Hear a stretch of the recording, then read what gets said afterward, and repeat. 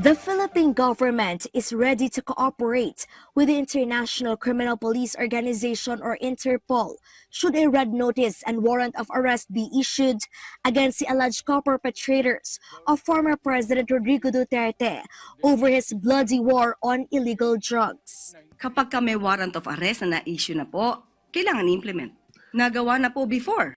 At ang sinunod po ay ang batas na umiiral sa ating bansa at nakipag-coordinate po ang ating pamahalaan sa Interpol.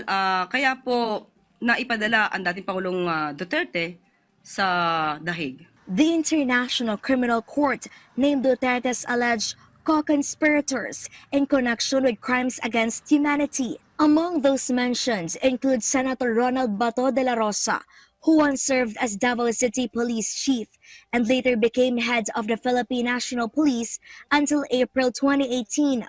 Former top PNP officials Vicente Danao, Camilo Cascolan, who is deceased, and Oscar Albayalde. Included as well are former presidential aide and special assistant Senator Bongo, former NBI Director Dante Giran, former Philippine Drug Enforcement Agency Chief Isidro La Peña, and former Justice Secretary Vitaliano Aguirre II.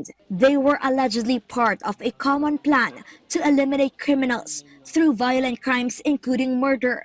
Malacanang clarified that no warrant of arrest has been issued so far. However, the Philippines has an obligation to arrest individuals subject to a red notice from Interpol to allow them to face investigation. Kung ito naman ay legal process na nanggagaling po sa ICC, hindi naman po natin ito maaaring pakialaman dahil ang kasong yan ay naisampa noon pa 2017 at hindi pa po Pangulo si Pangulo Marcos Jr. So kung dadaan sa proseso, yan naman po ang nais ng pamahalang ito.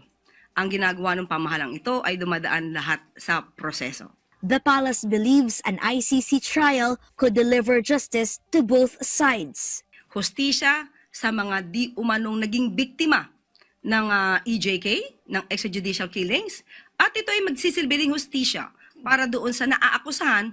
Hindi ba mas maganda kung korte na hindi naiimpluwensyahan at hindi masasabing namumulitika ang siyang didinig para walang masabi manalo man ang dating Pangulong Duterte, walang masasabi. Since Senator De La Rosa's name surfaced in alleged ICC documents, the lawmaker has not made a public appearance. The palace has this advice. Hindi po kinakailangan magtago kung alam po nila na sila'y walang kasalanan, humarap sila at maging matapang sa mga maaaring proseso. Kalizal Pardilla from the National TV Network for a new and better Philippines.